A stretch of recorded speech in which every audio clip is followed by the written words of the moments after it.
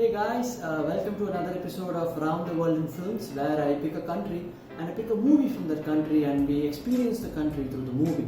Why do I do this? Because I think films can educate and help us experience the world around us.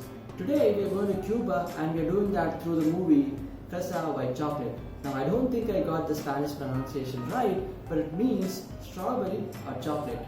The film is set in Cuba's capital Havana around 1979. And we know that back then it was the communist state under the Fidel Castro regime.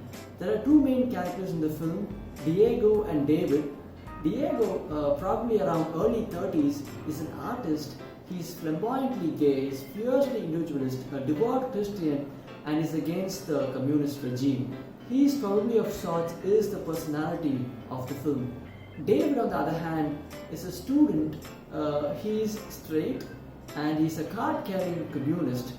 The film in a way traces the development of the relationship between Diego and David set against the backdrop of the communist regime in Cuba. The first thing we notice is the landscape and the mood of Havana. There are shots of alleys of Havana, the graffiti on the walls, the old cars and the crumbling buildings. Even through these shots, we can sense the material scarcity that was the economic reality of the communist state. We are also treated to the colorful, expansive architecture of old Havana. These are mostly Spanish colonial buildings. Cuba was a colony of Spain between the 15th and the 19th century. My favorite sequence is when Diego invites David to his apartment, where we get to see Diego's apartment. It is an artistic space filled with books, music records, and the walls are filled with portraits of art and artists. There are also wooden artifacts, wooden furniture. A chair is stacked with books, and we see figurines of Jesus and Mother Mary. In there, Diego serves tea to David in a vintage-looking golden china. I would have loved to be there.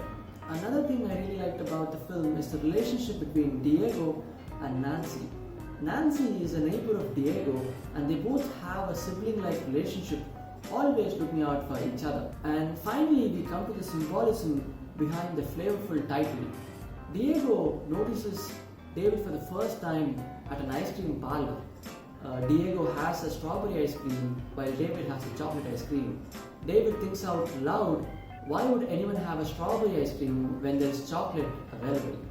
Well, Diego responds that it's all about one's preferences, at once referring to the ice cream, his sexual preferences, and also the importance of personal choice in the oppressive political context. Another thing about the ice cream scene is that you see that some sort of a biscotti is served with the ice cream. And later we also see the biscotti when Diego and David have tea at Diego's apartment.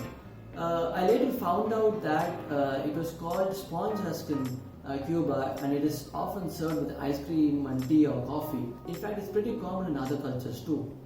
Well, that was our trip to Cuba through the film Fresa y Chocolate. If you found it interesting, do check out the movie. Next time I'll be back with a different country and a different movie. You can check out other countries here. Good night.